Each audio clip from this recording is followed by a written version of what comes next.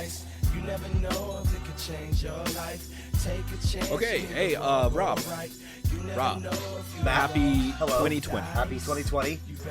2 natural 20s for us to start off the new decade.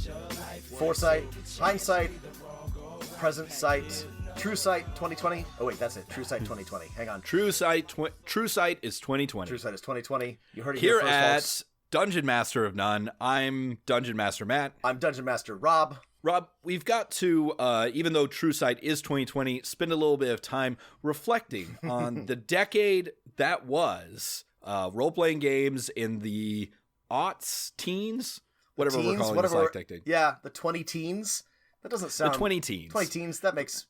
I'll take it. That's as good as anything. The last decade to have a confusing name until we die, Rob. Until we return to the 20s. We are forever trapped in repeating the same 100-year cycle of depression, war, rise of fascism, capital indulgence, just forever until the end of time. I can't wait. It's conjure off waves, Rob. You've got an A cycle, a B phase, a recovery, an A cycle, or maybe it's the shifting powers of the rise of the naval hegemon. We're moving out of the America phase and into whoever's next. Ooh, I like that. Yeah. Okay. No, okay, that's old and not relevant political science theory. Anyway, to reflect on the decade that was, Rob, I have 5 things that I have decided, in my wisdom, are the 5 most important things that have changed with tabletop role-playing games in the past 10 years. I love it. Let's see if I agree. And I have ranked these. I want you to feel free to disagree or agree with my wisdom here. Number 5 for the decade was in 2014, the release of 5th edition of D&D. Okay, that seems about right. I mean, I want to say in practical terms, it's probably more important, but you haven't seen what's next. But I would be reluctant to. I have a pretty good guess about what's coming next, and I think they're all sort of interconnected, which makes it challenging to rank them individually. So I agree with that. Yeah, I don't think we can deny that Dungeons & Dragons releasing a new edition that is incredibly popular and like best-selling is something anyone in the realm of tabletop role-playing games can ignore at all. It's just huge, right? Yeah. It's an elephant in the hobby. It's now the dire elephant in the hobby. It's the Oliphant in the room, Matt. It's back on top, baby. All right, number 4, the sort of development of easy 3D printing and websites that will 3D print things for you on demand, miniatures-wise. Okay. It's not what I would have picked, but I'm not going to disagree. I'm willing to entertain the thought. I like it. I mean, just outside think about the box thinking. I like it, Matt. I like where your head's at. Yeah, it's like think about Hero Forge, right? I mean, I'm thinking about Hero Forge. We're big fans of playing D&D or another RPG and not spending a lot of money. We are the biggest fans of that. I mean, but you and I, like, now we're in a generation, like, not to sound super old, you and I remember, like, someone's doing a campaign where they're using miniatures. You need a miniature for your hero, right? You can either look through the DM's bag, right, or find your own. And, man, it was a pain in the ass if you wanted to find a miniature that perfectly fit your character. No, and you're absolutely right.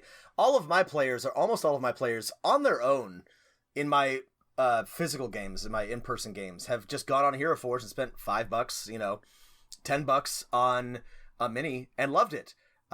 It's so fucking not great. That it's much great. money. In fact, no, it's not that much money at all. It still sucks. Like if, for example, you kill one of your players, PCs, but it's less painful than if you had gone and spent, I don't know, how much was like a good quality miniature, like, and you had to paint it and everything. It's just, I mean, you still have to paint the Hero Forge ones, but it's just not as much of an investment.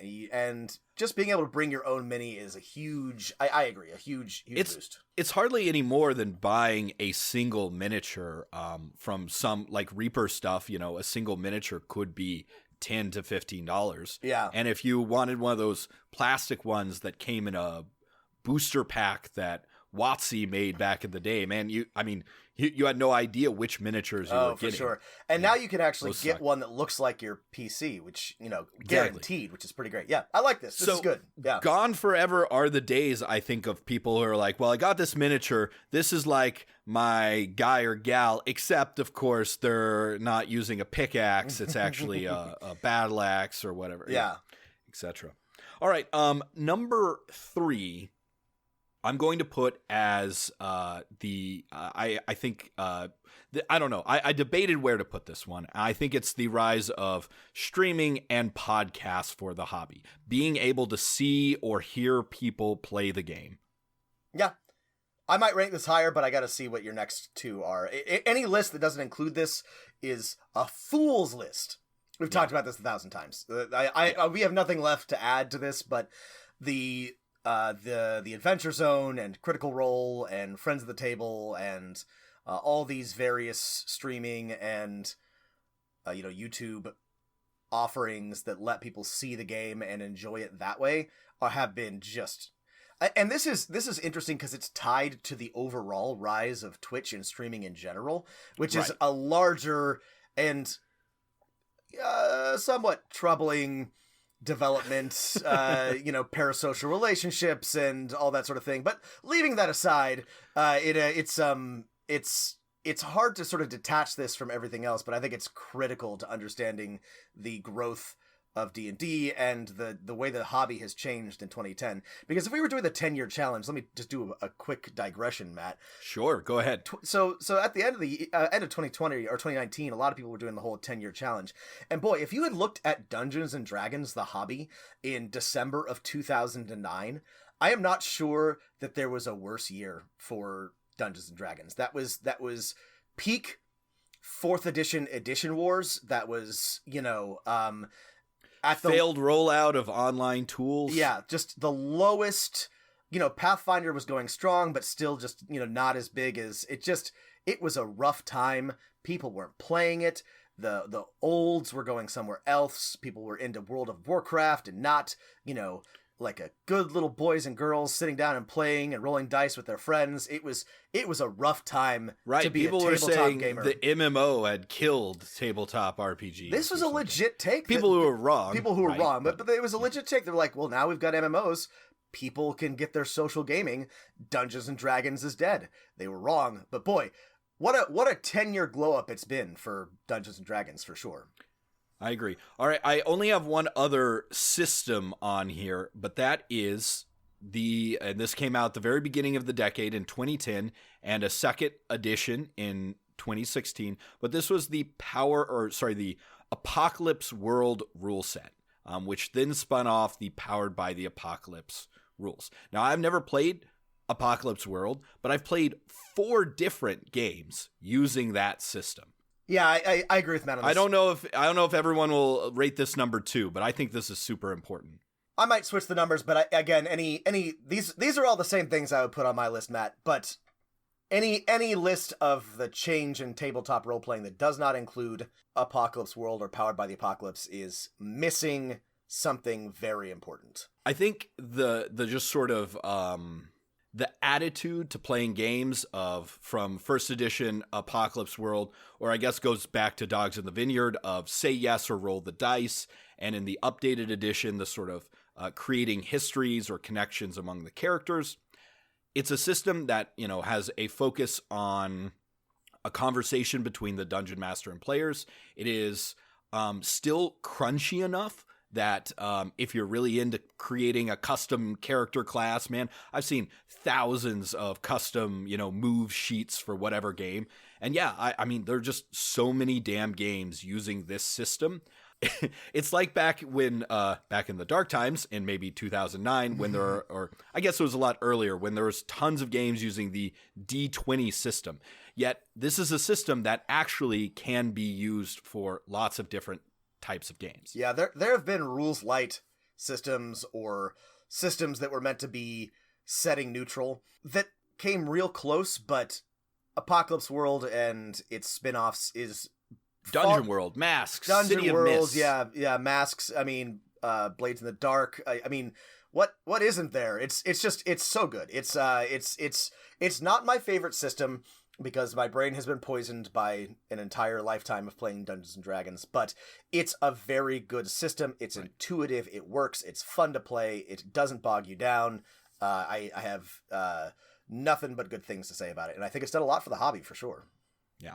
Well, which brings us to number 1 on my list, which is the rise of virtual or online tabletops, right? Roll20 and Fantasy Grounds, and maybe tangentially D&D Beyond, but the idea that you can play online with your friends, store your stuff on your computer, and it actually works.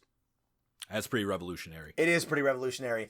And I still remember, Matt, when you and I and our friends were trying to game after we had scattered to the ends of the earth following college and tried many things, including Google spreadsheets, Google Excel sheets where we filled in little boxes to track movement and location.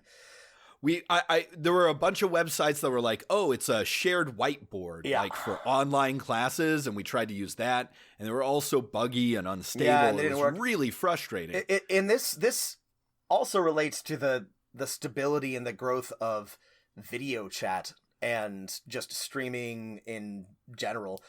Again, we are very old, but I remember very well when Skype and then Google Hangouts eventually became actually usable for human beings, and I could call and see the faces of the people I was talking to. That is not that long ago. That was a little bit before this decade, but that combined with tabletops that actually worked, Roll20 and D&D Beyond and things that allow you to play virtually that actually work. And these were late coming. They should have.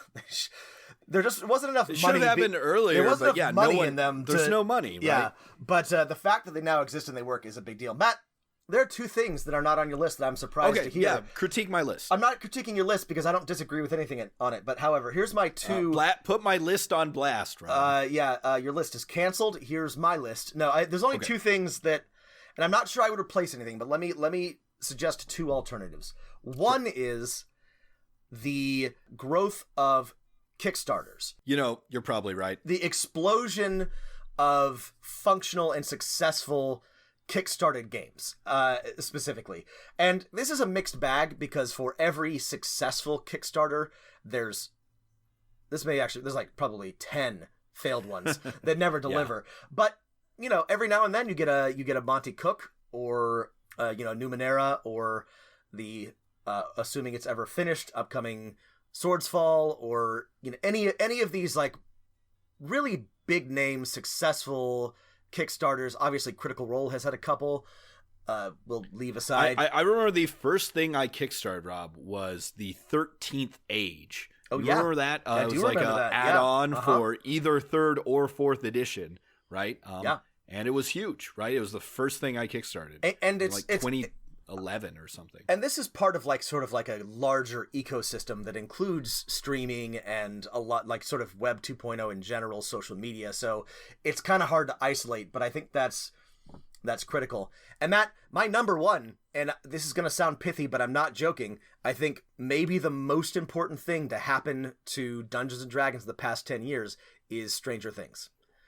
I genuinely think that for mainstream acceptance and for getting people interested in the game, there has been perhaps nothing as significant as the Netflix original series Stranger Things and its 80s nostalgia and full-on 5 minutes of Dungeons & Dragons, but, endless Dungeons & Dragons references throughout. Yeah, I guess if there's 40 million people watching Stranger Things, that might be bigger than all of those other things. And I will not lie, I've definitely, when trying to explain Dungeons and Dragons to people, been like, oh, have you seen the show Stranger Things? And they're like, oh yeah, I have. I'm not saying I'm happy about it, Matt. I'm just trying to be honest with myself about, what has impact. And, if I don't even know how many people watch Stranger Things, but, Critical Role tops out at 1 million viewers at the very, very best ever. you know, and if a fraction of the people who watch Stranger Things are interested in Dungeons and Dragons as a result, that's, you know, that already dwarfs that. So, all right. My list is amended. There it is for all of you. The Decade in Review. So Matt, for the rest of our time, that was helpful. I liked thinking about that. It's been a good 10 years. Been a real good 10 years for tabletops and gaming in general. So it was actually useful to think about because, boy, the beginning of the decade was a rough time. But what we're going to do for the rest of the time, or most of the rest of the time, we're going to put to test something we've been doing for a while, our new-ish official segment, Campaign Doctor, with doctors, dungeon masters, Matt and Rob. Where Campaign Doctor, give me the news. I got a bad case. A game in you. All right, cut that out. We'll see if that stays in. But yeah, we do this a little bit anyway, but we would like to make it sort of official. You know, if you want us to take a look at your campaign or your setting and do a little, you know, what a script doctor would do in Hollywood. Take a look, see what we can fix, punch it up a little bit, answer your questions. That is a service that we offer. If you're willing to have... From deep triage to a little bit of nip and tuck. We can do it whatever you need. And in order to make this fair, we're gonna put our money where our mouth is, and we're gonna doctor our own to begin with. I have some particularly tricky problems that I'm working on in my campaign, and Matt has a couple for his as well. So we're gonna work through that, and this will be our first campaign doctoring. And if you want us to give yours the treatment, send it our way, and we'll do it on air. But first and foremost, if you are a player in my Waterdeep campaign, do not listen to the following.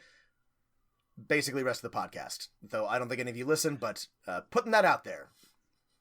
Rob always being as efficient as possible, telling all of our 1,000 listeners to that, of which 4 of whom are part of his campaign, instead of just sending those 4 people a text. A good use of everyone's time. Thank you. You're welcome. I'll just cut it out, and then I'll leave the part where you scold me in. All right, so. I just want everyone to know I'm the asshole of the two of us. You know, I'm the Han Solo. You're the Luke Skywalker. That's true. I am the Luke Skywalker. Got no spoilers here, Rob. But I finally saw the Star Wars, and I'm like, J.J. Abrams would write a decent like homebrew campaign, but man, he can't write a script for a movie. He really can't.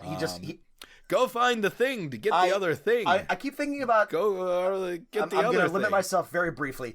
But I keep thinking about how many questions, how many interesting things were seeded in the previous 2 movies that we could have explored instead of introducing... Return of the Jedi 2? Instead of introducing some fucking MacGuffin and having a big scavenger hunt take up 2 hours of the movie. Make your MacGuffins matter. We said this. You don't even need the fucking MacGuffin. Abrams didn't listen to us. Give us some Finn story. Give us some Poe story. Bring us back the stupid cantina if you must.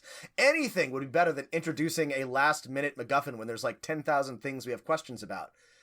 Bring Phasma back. Make the Knights of Rey matter. I'm sorry, I said I wouldn't get into this. Anyway, Knights of Rey. No, I mean, Rob's right in that let's say people have been watching Star Wars for like 30 years. It would be nice if there was a Star Wars that, you know, I don't know, went into those tricky questions about what the Force is, or who should have it, or should a cycle of endless galactic civil war... Are the Jedi good?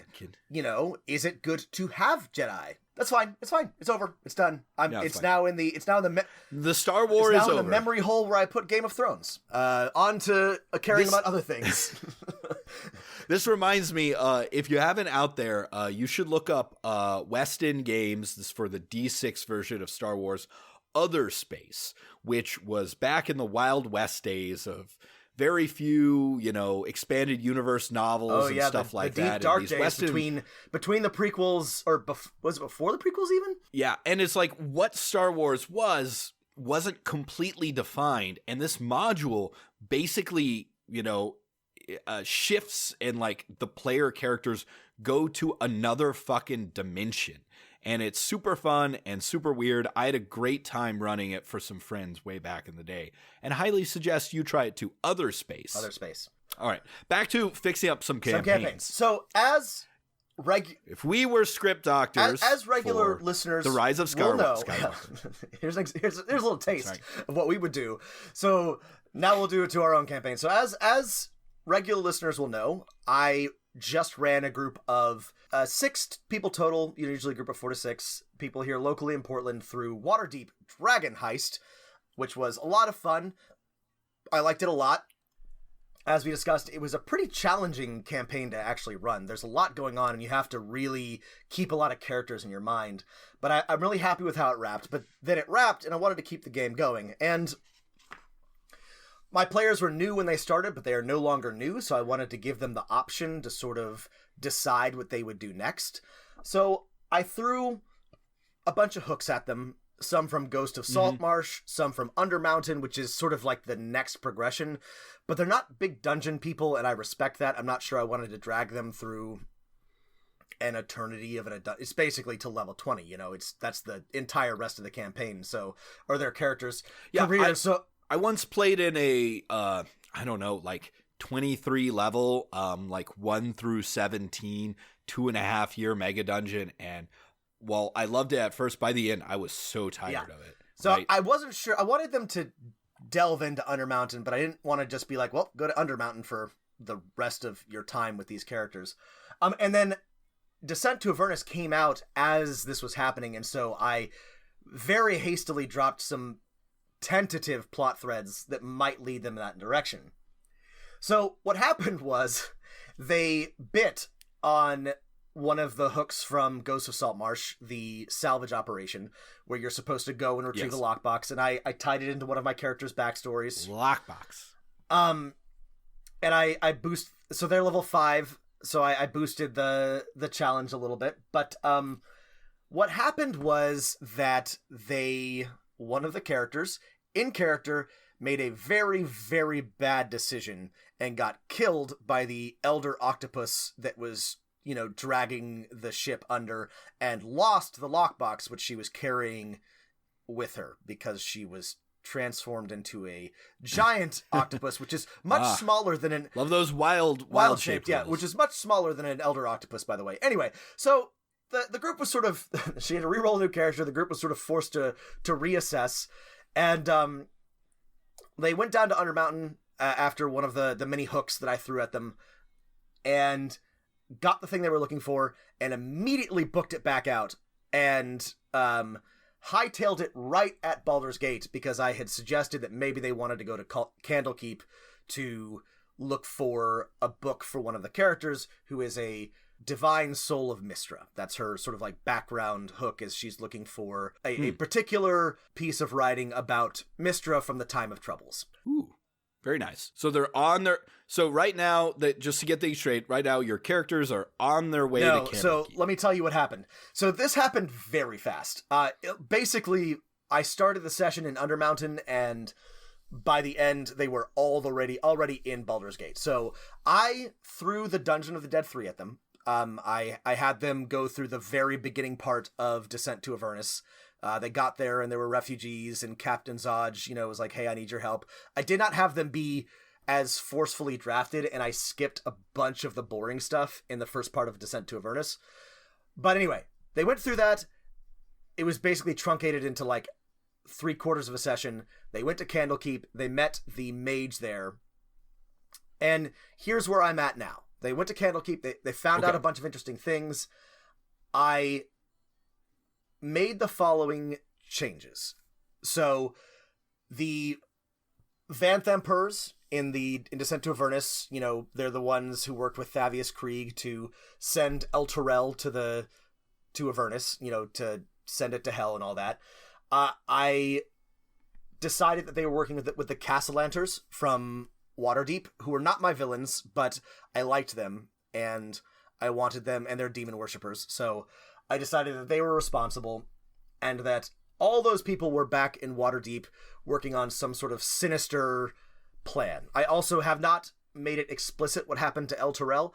I have decided that it is obscured by an illusion, because I never really liked the idea of just an entire city being dragged to. It just seemed very unsubtle for devilry to me, just the whole city just disappearing. Right. So nobody. Plus, you lose the shock of, oh shit, that's where the city is. A disappeared city is much more interesting. So that's where I'm at. They've gone back to Waterdeep.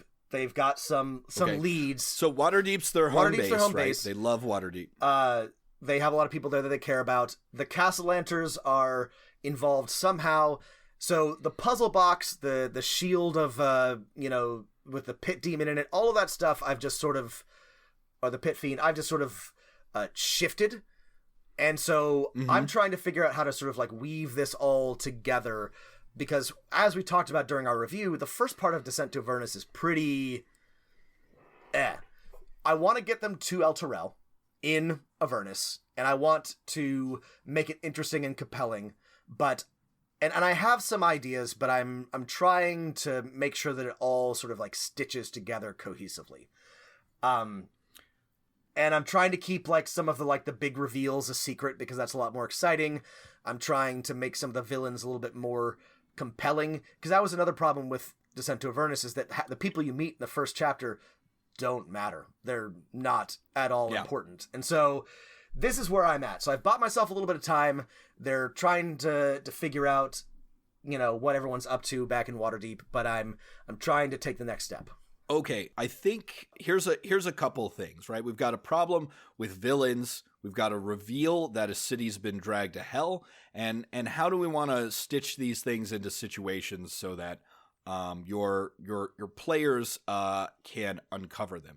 So, have your players had any experience so far with the Castellanters? They have. This evil noble family in Waterdeep. One of my players was killed and sent to hell, where she encountered, the dead souls of children that were suggested to have been sacrifices by the Castellanters. And that was a hook I dropped early on that I didn't really follow up on, but she's always had that in the back of her mind, that they're bad guys. So you still have, for example, the people who've read Waterdeep Dragon Heist will know there is an encounter at the Castellanters mansion. There is.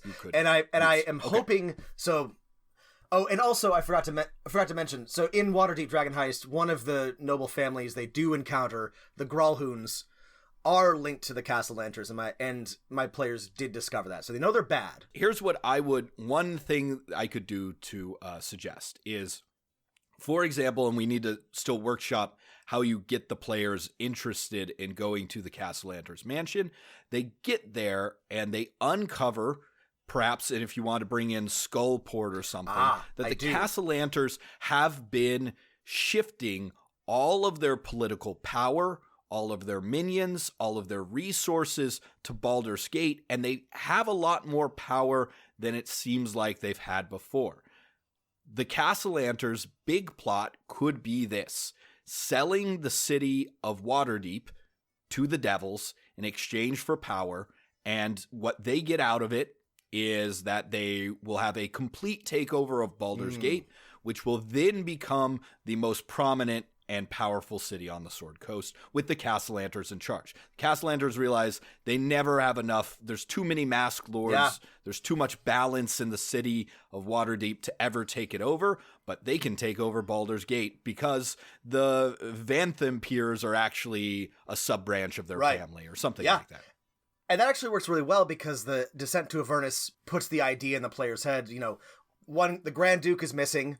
What's her name? Vanthampur is one of the dukes, and she's gone. There's only 2 dukes even still around, and they don't have much power. The city's in chaos. I like that. It makes sense that the Castellanters are trying to. I'm imagining one thing that could happen is the players could attack the Castellanters, but it's like Gandalf and the White Council attacking Mirkwood, right? The Necromancer was already, ready to flee to Mordor. Yeah, he's not even there. Okay, that's great. Now, what are some ways we could hook your, just 3 or 4 hooks I would want to have about why your players would be interested in investigating the Castellanters, given what they already have. So I've given them a bunch. They know. So there's a party coming up at the Castellanter's mansion, and they do love parties. So Waterdeep Dragon Heist, they have all the layers at the end where you can discuss, or there's Xanathar's lair, and there's Manshoon's and the Castellanters and Jarlaxle Bainra's. If for some reason your players end up going there and needing to, attack the villain at their heart. And what the Castellanters are suggested to be doing is they're hosting a big party with the intent of sacrificing a lot of the people there to buy back the souls of their children. I think I'm probably going to try to work that in as sort of like a stepping stone to their overall plan. Their big plan, which is... Maybe that's how they got in communication with the devils in the first place. And then they're like, all right, now we want something more, because they're greedy. But I could use some more hooks, because my players definitely know something's going on, but maybe I should motivate them with money, or treasure of some sort. What would be... Well, okay, so why not put an actual heist in there? You said do they have a ship that they used on the shipwreck? They do not have a ship. Okay. However, one of their contacts says that they know that a huge cargo is going out of... It could be Skullport, probably not, though. But a huge cargo of very fancy things is going out of Waterdeep and heading south to Baldur's Gate. And it's ripe for the pirating. Ooh, see, and I like this. And the party could even be cover for this... I like this because I shift. do want them to go to Skullport. I want to link Skullport back in. One, because it's cool, and two, because I want it to sort of be a part of the campaign going forward. So I do think that would make sense. They've made it almost a Skullport and Undermountain anyway. So who could present this to them, or what is I'll the tell very you next who could thing they're present this doing? Where did we leave off exactly in this campaign? Like, what was the last thing that happened the last session was they arrived back at Waterdeep. They went to the yawning portal to sort of like check in with some people, where they found out a little bit more about the Castellanters.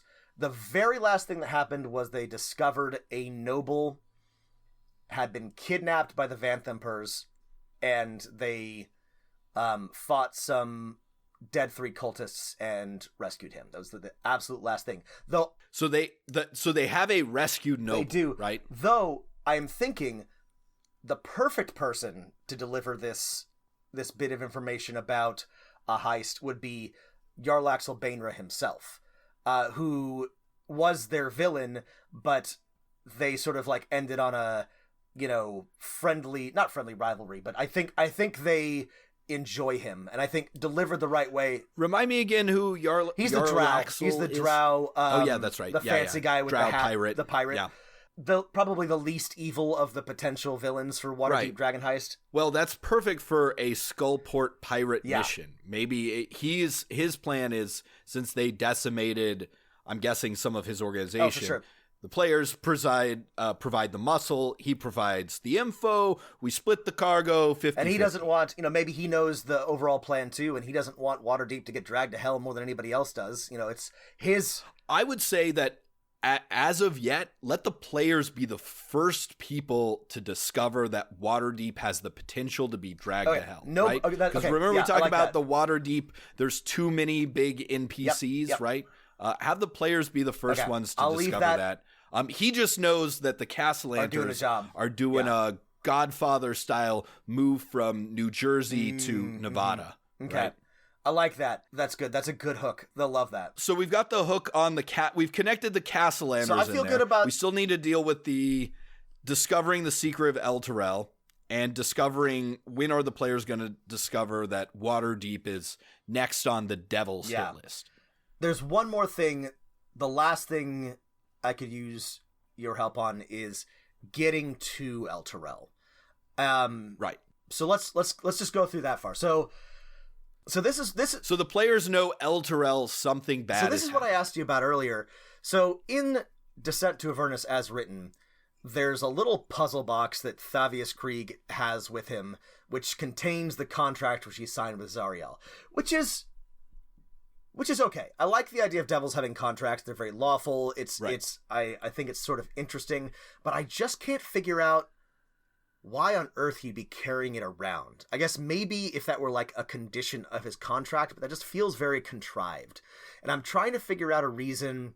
What can we drop, or what would be a good way for the players to discover, either from the Vanthampurs or Krieg or the Castellanters, that this is what happened to El Terrell and why? I think the ideal, and it might not work this way depending on player decisions, way to discuss this is you have two big reveals, which are going to be lots of fun for you and your players. Discovering that El Terrell, not just something bad has happened, but the city has completely disappeared and is in hell. And number two, discovering that the Castellanters have a puzzle box with a contract with the devils that Waterdeep will be next once El Terrell is completely engulfed by the nine hells of Batur, right? So is the contract the one for El Terrell or the one for Waterdeep? Well, in Descent to Avernus, it's for El Terrell, but that's perfect. But that makes perfect sense. Okay, so now there's a new contract, and this makes sense to exist, right? There's a contract that says, per our agreement, with regarding El Terrell, once El Terrell is fully engulfed, assuming the following conditions are met, Waterdeep will subsequently be subsumed, etc., etc., etc. That's great. That's perfect. There's a reason for that to exist. They can find that somewhere in the Castellanter's mansion or something. And a couple things, right? Which is one, you should make sure that the Castellanter's new devilish power is apparent, whether the players are investigating at the party or the thing. They should have some imps or some servants. Some of those devilish weapons. Number two, I think you should just give the players a reason to investigate El Terrell, right? Yeah. Having them find out, go to the city itself. It's not that far away, right? It's a week's journey from Waterdeep. They have the Hell Rider, Rhea Mantlemorn, with them. She's a minor character from the first chapter. I didn't want to have her just say, hey, we should go to El Terrell, but I've been trying to push them in that direction. So maybe I should just drop a more substantive suggestion. No, let's find three more clues to give them, right? One on the ship, right? It seems they're going to find a manifest that shows the Castellanters basically moved all of their, and I'm making the Castellanters into basically a noble family that has dealings from Neverwinter, south of Baldur's Gate and in El Terrell, right? They basically moved all their assets out. They were conspicuously not at work on the day the planes hit the towers. I like that. I like that. This good. This good. Okay, so there's one clue. Number two, at their party. What's a clue we could put at their party that might make the players curious about the missing city of El Terrell? This might be a good time to bring in Krieg, the Overseer, because I never liked how he was so unimportant in Descent to Avernus. How about he's in one of their prisons downstairs, right? And they can run into several, and to make sure this clue is found, or to increase its likelihood, several servants, right, are whispering strangely, right, about this weird Krieg guy that's being held in the Castellanter's dungeons under their mansion. Okay, that's good. That's great. Let's see. So that's two clues. The third clue could be just something of, if you ask one of if they go to any of their favorite contacts, right? Their favorite contacts are the city's watch is kind of worried about what happened to El Terrell. It was a major trading partner with Waterdeep. The Black Cloaks I can't forget what the magical what are they called? Unit is called. The Red Cloaks, the Wand Guard. The Force Grey. I don't remember. Force Grey. Force Grey is planning on sending, some mages to investigate. They don't have the resources to do it until next month. Well, and that makes perfect sense. They've got, they have all their faction contacts, including one with Force Grey, so I could just have Force Grey tell him directly, hey, we need your help. Or just wait for them to talk to one of their contacts, and whichever contact they talk to. I mean, it's a little bit of a quantum ogre, but that's fine. All right, now, I would say you need to design also a really cool encounter of them encountering this illusion, right? Yeah. It could be like that El Terrell is surrounded by basically a illusionary black hole that is also phantasmal killers. Like they see themselves going in and they can never get out. So or something I'll tell like you what I worked up. Magic. This is not made into the campaign, so if this is a dumb idea, it doesn't have to exist. All right, but what I was poking through the spell list, and a Mirage Arcane spell is just about big enough to cover El Terrell. And if you combined it with, and this is not an object to exist, but some sort of super amulet of non-detection, I called it a lamp of non-detection. If you installed a bunch of these in the border, you could put up a big old illusion that makes it seem like El Terrell is still there until you got like basically right up to it, and it would prevent scrying and divination magic and all that. This is perfect. All of their so they found out, perhaps, here's one hypothetical scenario, best case, right? They found out the Castellanters have moved all their personnel and resources out of El Terrell, and they've heard from their contacts that like no one from El Terrell is responding, and basically it's basically the city's gone completely dark, right? And that would be good, especially like, this would be great for the Harpers. If the Harpers are like, none of our spies have reported back. We haven't heard from anybody in days. Now, how we need something to explain, like, and so here's what I can imagine for that encounter is basically they go to El Terrell and they see the city as normal, and like, but everyone's sort of glitching out, and like they have a conversation with someone and it just sort of loops around and around again. And then to explain why no one's returned, because obviously other people have tried to visit El Terrell before them. It's a fairly big city. There's also some sort of challenge-appropriate assassin that's hiding in the illusion that tries to kill them. Maybe just devils, in disguise that are... And then once they see through the illusion or sunder this lamp of shattering, they see that El Terrell is in fact a completely crater in the ground, smoking crater, and that they were just talking to. And you should make the city like 1950s perfect, right? The just sort of it's everything's a little too nice. It looks like one of those towns that's about to be blown up by the atomic bomb. Okay, all the kids are out bouncing a ball in the streets in unison. Jumping rope. This is together great. Because they know something has happened in El Terrell, but they're not. And then boom, that makes the discovery that it's there's devils and it's a smoking crater. And then when they go to Candlekeep or decide, do a divination spell to find out where it is, it's like, oh shit, it's in hell. Yeah. Or actually, you could still leave it there. They'll have a clue, right? They'll have mini clues about devils and things like that. But eventually, they're like, well, we can go to Candlekeep and we can have a mage try and teleport us to El Terrell. A mage can tell you, I can't teleport you to El Terrell. I can plane shift you there, but I don't know where it is, right? And the plane shift happens and boom, oh shit, it's in hell. Okay. I like that. Okay. That's good.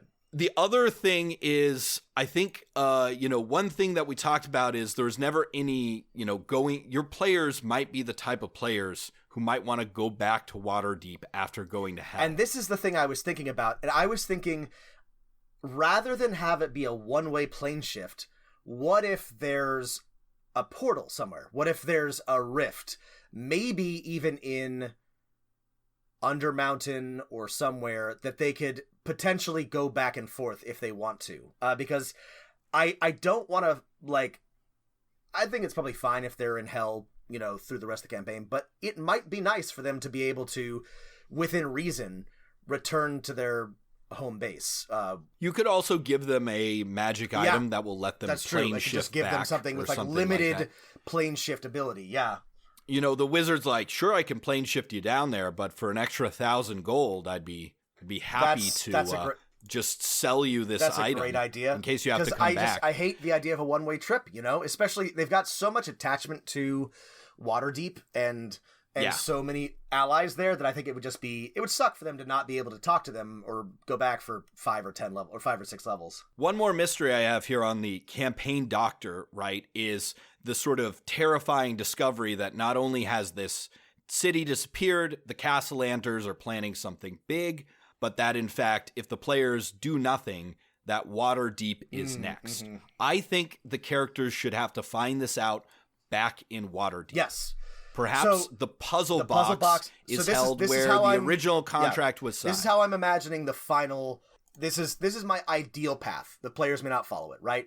So Jarl Axel Bainra or somebody else tells them, hey, there's something big going down in Skullport. It relates to the Castlanters.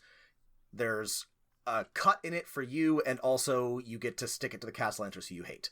They find out some more hooks about El Terrell. They go to El Terrell. And Baldur's Gate. They go to the city. They find out that it's been disappeared. For the final step, they've got to go back and they've got to find proof. And that means going to the Castlanters party and exposing them or finding the final piece of proof, which is this contract, which is in the puzzle box, or I may not use the puzzle box, something like that, which is the final piece of the puzzle. And then from there, they can be like, all right, we got to find a wizard. We got to get to El Terrell. We got to stop this from happening, because Waterdeep's going to get dragged to hell. Here's what I would say is that if in case keep it open-ended enough that in fact the puzzle box with the contract, there's more than one Castellanter, right? There's a husband and wife. Yeah. Perfect. Here's what you do, right? I already know where you're going and I like this. Okay. It's because they might decide they want to go to the party, for example, before they go to El Terrell. Or to Baldur's Gate, or, they really want to get more info on the Castlanters, right? The Castellanter thing could come after also. They might already go to hell. That's Once true. El Terrell disappears, they might be like, let's go straight to hell. Let's go to that wizard we heard about in Candlekeep that can teleport us there. Whenever they decide to try and confront the Castlanters at their main base of power, which if it's earlier on will be in their mansion in Waterdeep, if it's later on it will be they have taken over the city of Baldur's Gate and given up mysteriously and unusually all their holdings in Waterdeep, which is a hint to their plans. They fight the Castlanters. If you're ready to have this reveal, you can go ahead and have them discover the contract. If you're not ready to have this reveal, if this happens like the first thing they do, like the first thing they do is go to the party, you have the other husband or wife, whichever one wasn't there, be the one with the contract. Gotcha. You could have the puzzle box still, but make opening it a more interesting thing. Oh, how about this, Rum? How about they find the puzzle box whenever they confront the Castlanters, either at their manor in Waterdeep or in Baldur's Gate. But the thing that gets the puzzle box open, and an identify spell will do this, is you must pour blood over it that belongs to the Castellanter that they don't have in their possession right now. Okay. And so that's why they keep it on them, because it's like, the blood of the willing person must be poured upon it. And so to get it to open, they have to go catch the other Castellanter, pour it open, and then that reveals the contract. I love it. Yeah, and that leaves it open-ended.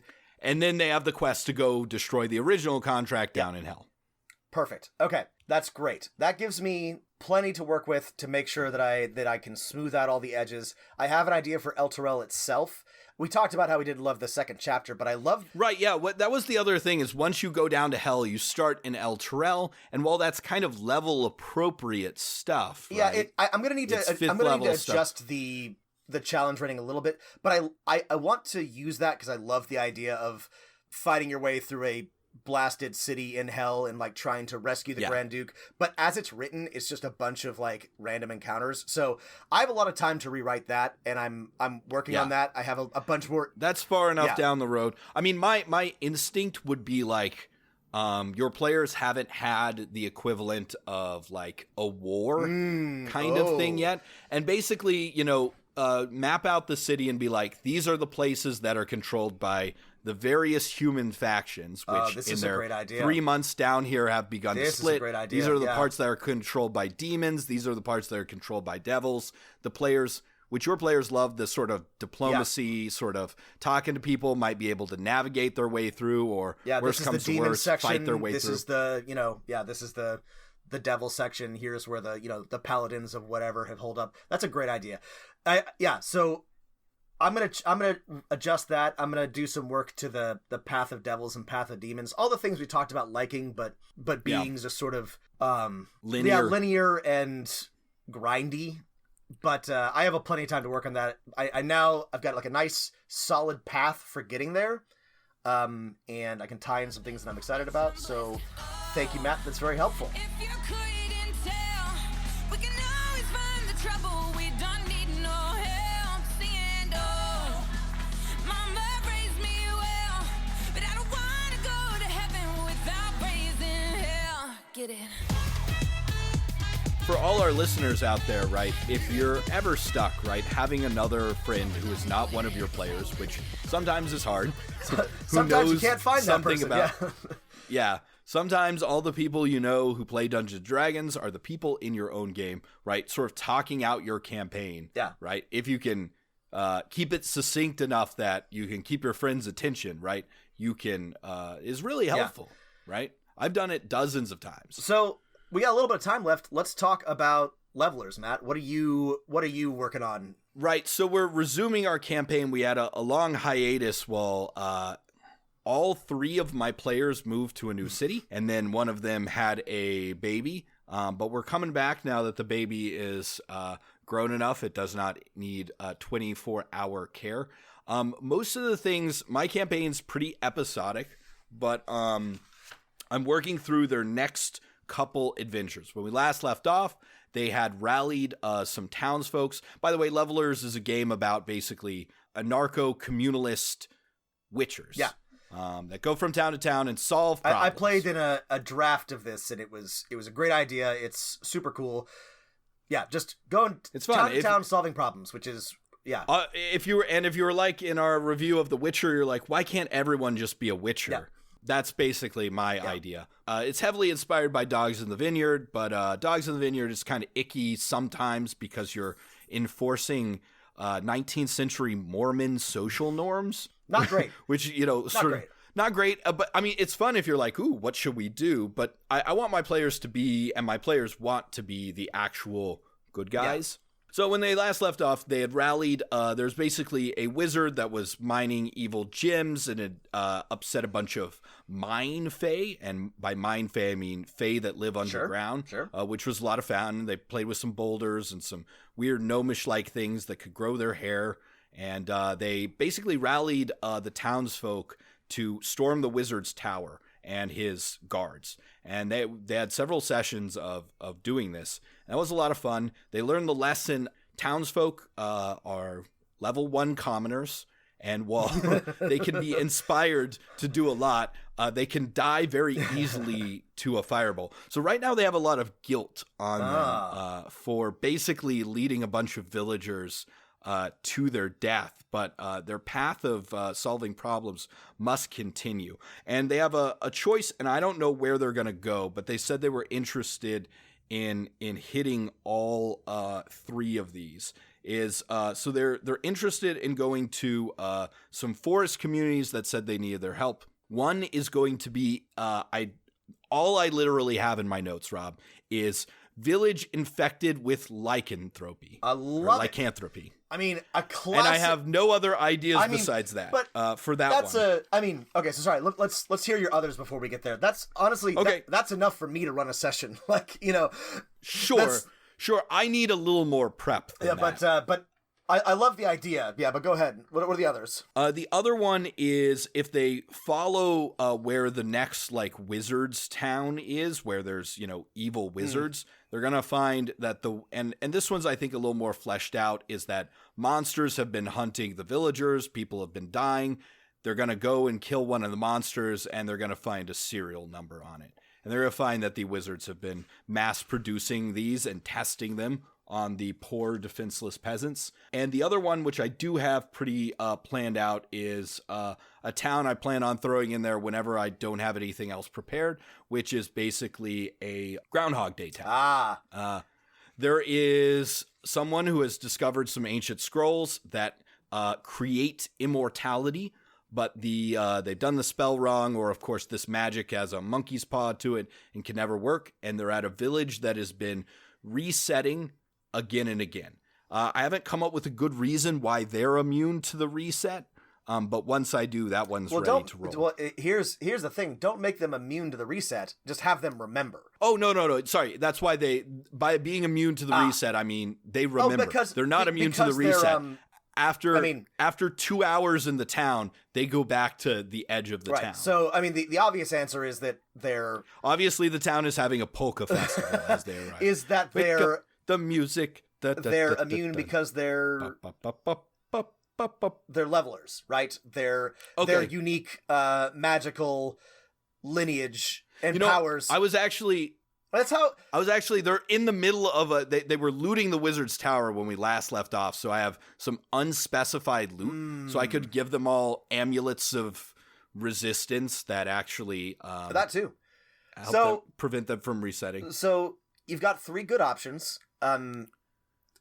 How do your levelers do they have, like, is there a guild that gives them like leads, or do they just have to hear from like villagers, like this town's got a wizard problem and they go to the next place? How do they make their decisions? Yeah, they it's just up to them where they want to go. For the first couple sessions, I was like, here's the next village, and then the next session starts with them entering the next village. But after that, I opened it up and said, okay, the village to the north of you is in the forest. One person in the village you're currently at who's been there said they've had problems with wolves. The one to the west is in the wizard's territory. It's where this wizard that escaped is most likely to have gone, right? And the one to the south of you, you have heard nothing about, right? All right, a few things here. So I'm thinking about the village with lycanthropy. You can always just do your standard murder mystery with a twist, right? Somebody's killing people in the village, and who's the werewolf? That's always fun. Make it somebody they don't expect. But what about if everyone's already a werewolf? And so this is what I was thinking. What if they're all werewolves, and what if they all became werewolves because there's something worse? What if they all became werewolves to defend themselves? And they're all trying to hide. It's a Murder on the Orient Express, right? At first, they're reluctant to tell them that. Guess what? We're all werewolves, right? So that's the thing. This is great. Your players are going to get right away. I call this game "We're all werewolves" here. Your players, we're werewolves, not swearwolves. Werewolves, not swearwolves. Your players are going to get right away. They're smart. They've played these games. They're going to know it's werewolves. The twist is they're all werewolves. But why, right? Why have they all become werewolves? That's the twist, and that's like, I think that'll be a really interesting. So, okay, help me think out why they would all become werewolves. Well, so werewolves under 5e, do they have any special resistances? Sometimes you can get inspiration from a stat point. Oh gosh, I don't even know what they do. Let's take a look real fast. Do they have damage? They have damage. They have damage resistance to everything not made with silvered weapons. Yeah, so there could be something hunting them. What hunts a wolf? Ooh, well, what kind of hunts a What kind wolf? of baddies do you have in your leveler world? Obviously wizards are bad, and mystical foes. I have said that anything in the D&D handbook can also be in there, right? So any sort of monster or something like that. Grizzly bears, Siberian tigers, and of course humans. A Rakshasa. What if they're being hunted by... Ooh. Or what if there's like a Rakshasa in the town or nearby who's been like killing them or preying on them, and they made a deal, or they all like took an oath to become lycanthropes so that they could defend themselves against, this hideous tiger person demon. A Rakshasa, and like they've never encountered Rakshasas in my game, and these ones are, you can always play around them with enough. Like the Rakshasa was in sort of traditional Indian mythology, like consuming raw flesh, right? Yes, of people. Yeah. And that's all it really cares about, right? And I can always say there's different Rakshasas that have bigger plans, right? There's a werewolf patient zero. Yeah. Maybe he's a hermit or something that lives outside of town. They tolerated him, or they knew he was a werewolf, and they were like, hey, we all need to be we need what you have to survive. You know, the Rakshasa is killing and eating us. And when the players arrive, I'm going to start it that traditional way. There's been a murder, and the players are going to guess immediately it's by a werewolf, right? They're like, these wolf tracks, this shredded corpse, was it a full moon last night? And it's like, obviously the kids have a hard time transitioning to being a werewolf. Sure. Sometimes they lose control. The village considers this acceptable losses because they were all going to die to... Right, this is just a price they had to pay. What else does this Rakshasa... Well, what has the Rakshasa done since the village has become werewolves? Well, so... It's basically... It's been held off. So here's... let me know if you think this is too complicated, but Rakshasas are also shape changers. So what if the players are now stumbling into... A Rakshasa war? There's a wolf-headed Rakshasa versus a tiger-headed one? No, the Rakshasas in the village as well. And all of the villagers are werewolves except for one who's a Rakshasa. And they're trying to survive long enough to kill the one that's hunting them. Now, that's too complicated. Just have it be... Oh, okay. No, it's honestly not. How about this, right? Okay, here's how the plot goes, right? Players arrive. Someone's been murdered by a werewolf. They find out it's a werewolf. They then find out everyone in the village is a werewolf. The villagers, right, try and explain to the players, or they tell them where the village, werewolf zero is. They discover that they all intentionally infected themselves with lycanthropy to defend themselves from a Rakshasa that has some place of power outside the village. A little dungeon, a shrine. I'm not sure what Rakshasas live in, right? A little palace it's made for itself. They're magical. It could be a wizard's tower or anything. Yeah. Yeah, something like that. An illusory palace outside the village that the villagers were able to defeat. They go there. They find the Rakshasa is not there anymore. And that the Rakshasa is now disguised as one of the villagers. So we're actually back to one of the villagers is the murderer. I actually love that. Yeah. So it's a twist upon a twist. Upon a twist. I think that'll be good. Get the fuck out of here, M. Night Shyamalan. Yeah. Okay. That's great. We're all werewolves here. That's right. Except one of us who is a Rakshasa. That's your updated. That's now the time.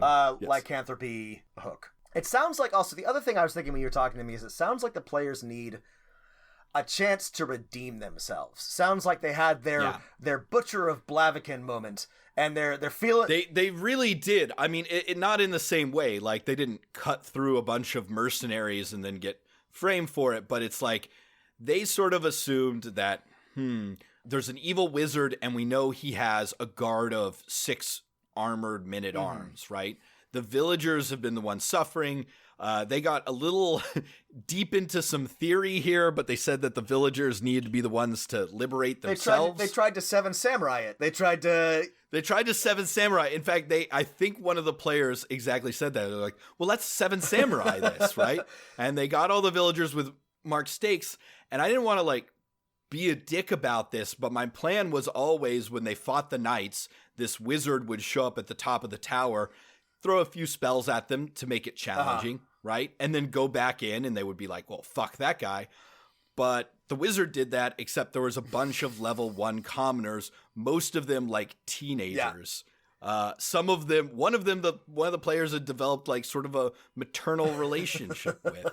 And so they all got fireballed. I mean, and sometimes you get fireballed. So, yeah. So, okay, how do we redeem them? And this is, I think, much like Geralt's story, a long-term project, right? The path. Right. This is a campaign. The path to redemption is long, but I guess this is sort of up to you, and I think it can be organic, but you probably want to give them a chance in each of these villages to make a hard choice to spare somebody or to stay their hand or to, take on a burden that they might not otherwise, to make up for what they did in the past. Maybe they take on a ward. Maybe there's somebody who did a bad thing who they might be inclined to just kill, but they should spare him or her because, there's enough blood on their hands. Well, and I think that's a good way to put it. To put things in another way, I have a party of, unintentionally by designing this system, very like neutral to lawful good players. And these are players who have historically not always been neutral to lawful good.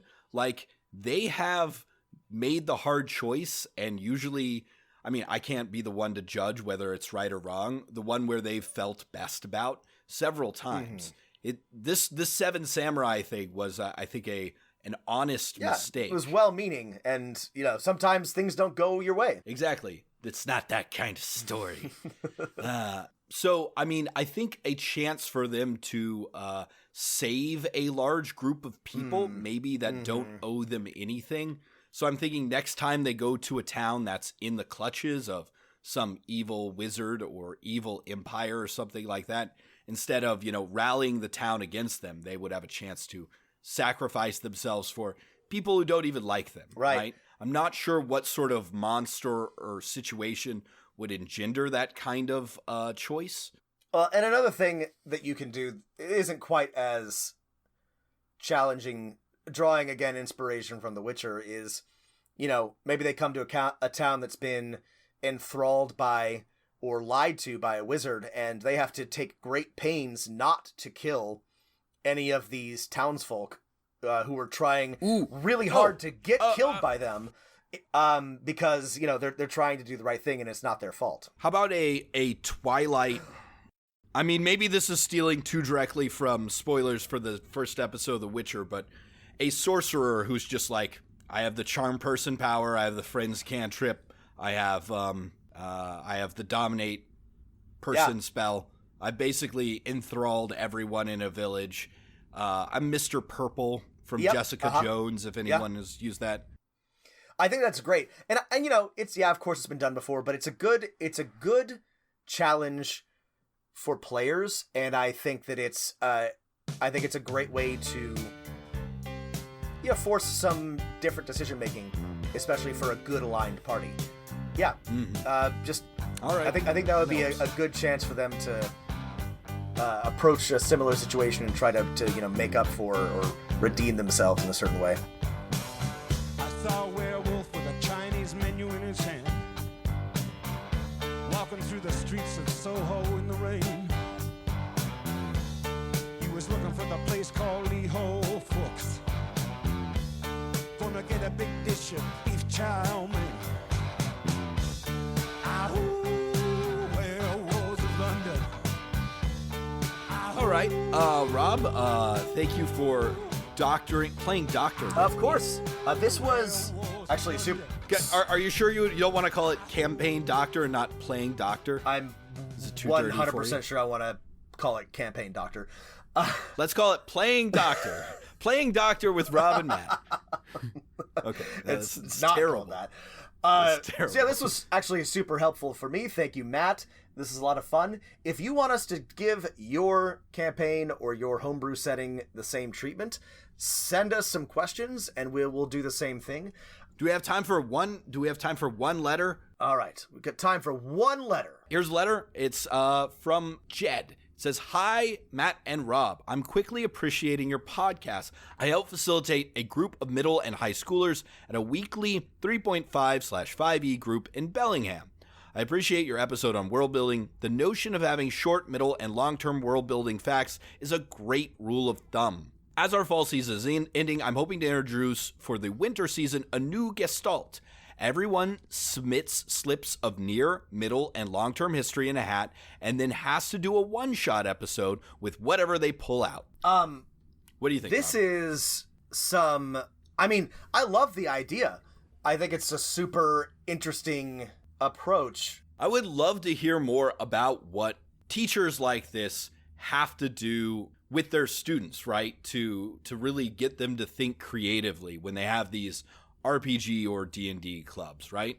And I think the idea of, pull 3 random facts out of your hat, and then everyone submits 3, everyone pulls 3, and they all get to make a one-shot out of it. I think that's a great idea. Yeah, I think so too. I think this is a great way to start. This is a bit like Microscope, right? This is a great way to introduce, just to sort of like break down the functional bits of world building. I think this is a great idea, especially if these are people who have not written or run a one-shot before. I think it's a great idea. Yeah.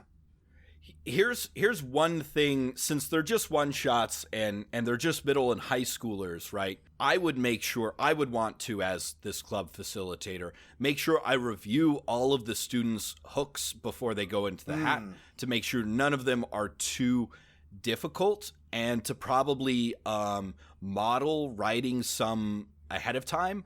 And you might also like broaden it, right? You might try one where it's like everyone write a monster, a moral dilemma, a location, and a piece of history or something like that, right? And try mixing it up like that, and so you all get a random. Your thing is a white dragon, right? A submarine, and so the challenge is okay. Write a one shot where there's a white dragon on a submarine for some reason. Yeah.